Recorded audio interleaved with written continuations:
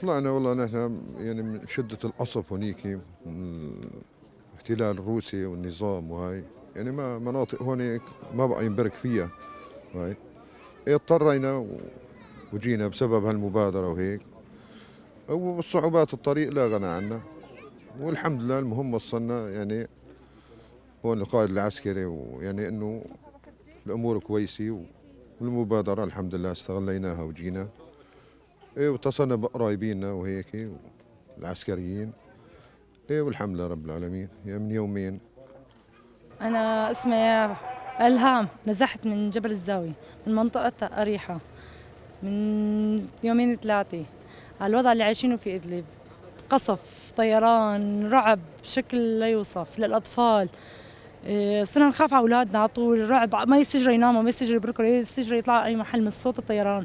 يعني جو رعب رعب، شغل كبير. صواريخ بالليل وبالنهار من جهة النظام والتابعين له.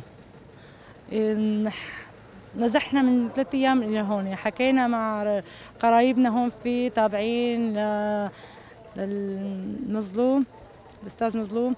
حكينا مع جماعتنا، طمنا على الوضع ونزحنا لهون. وهون الحمد لله صرنا 3 أيام عايشين بأمان واستقرار ووضع كويس بالصلاة على النبي. وقائد العسكري هي اللي عم بتدارينا وعطتنا خيام، عم تعطينا كل شيء بتلاقي مطلوب عم بتلبي لنا اياه. والحمد لله عشنا نحن اولادنا واطفالنا يعني بحاله امان واستقرار باذن الله والنبي عليه الصلاه والسلام. أنا السيد يوسف شغري. طلعنا أنا من جبل الزاوية، قرية الرامي.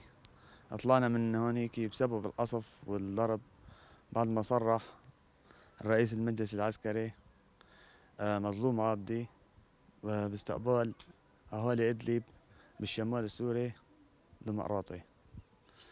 جينا لهون بسبب الوضع هونيك السيء.